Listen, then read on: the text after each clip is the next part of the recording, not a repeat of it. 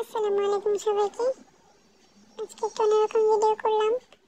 অন্যরকম বলতে আমি প্রথমবার ট্রাই করা মাছের বিরিয়ানি। তো পাঙাশ মাছের বিরিয়ানি করেছি। আমার একটা বান্ধবীর ভিডিও দেখে আমি ইন্সপায়ার হয়ে ভাবলাম যে ট্রাই করি। নিজের মতো করে করেছি আর কি। ওর ভিডিওটা দেখে ওরটা কপি করিনি, আমারটার মতো আমি করেছি। তো এখানে হচ্ছে আমি 3 পিস মাছ নিয়েছি। এটা একটা বড় পাঙাশ মাছ ছিল। তো এখানে প্রথমে কড়াইতে হচ্ছে আমি তেল আর কিছু গরম মশলা, তেজপাতা, এলাচ, লবঙ্গ, দারচিনি দিয়ে দিয়েছি তেলের সাথে। এটা একটু ভেজে আমি পেঁয়াজ দিয়ে দিলাম। পেঁয়াজটা একটু নরম হওয়া পর্যন্ত ভেজে নেব। জানি না ভিডিওটা কার কেমন লাগবে। আমিও প্রথমবার ট্রাই করেছি এবং খেতে কিন্তু খারাপ লাগেনি, ভালোই লেগেছে।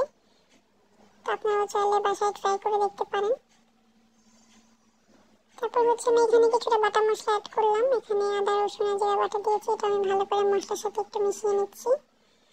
যখন বাসায় মাংস থাকবে না, মাছ থাকবে আর বাচ্চারা খেতে চাইবে না, তখন এইভাবে করে খাওয়াতে পারেন। আর এখানে হচ্ছে আমি সামান্য জয়ত্রী আর একটু বাদাম বাটা দিয়েছিলাম। এটাও আমি ভালো করে মিশিয়ে নিচ্ছি।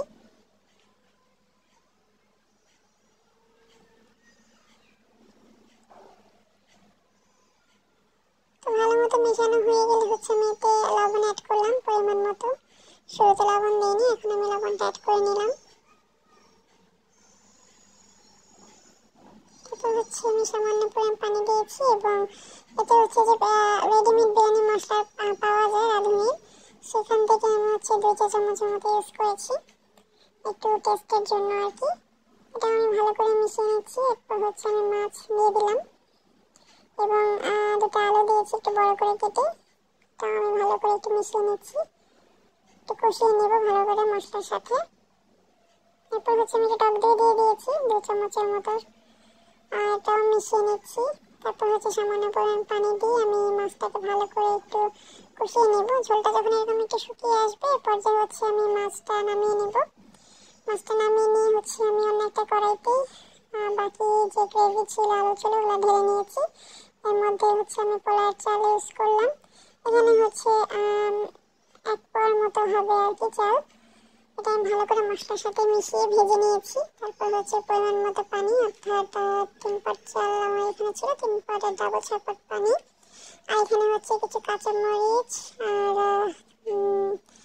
আর কিশমিশ দিয়েছি, দিয়ে ঢেকে দিলাম আমি। এরপর হচ্ছে যখন পানিটা এরকম একটু শুকিয়ে আসবে, এরপর পর্যায়ে হচ্ছে আমি মাছগুলো উপর দিয়ে দিব। মাছ দেওয়া হয়ে গেলে হচ্ছে আমি কিছুটা ঘি দিয়ে দিলাম 2 চামচের মতো উপর দিয়ে। দিয়ে হচ্ছে আমি ঢাকনাটা ঢেকে কিছুটা দমে রাখবো আর কি, 10-15 মিনিটের মতো।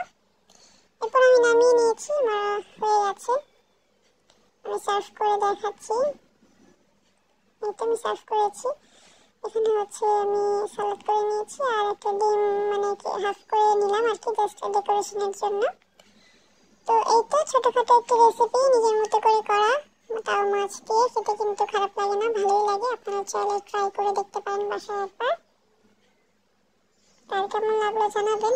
অন্যরকম ভিডিও করলাম আজকে, আশা করি সবার ভালো লাগবে।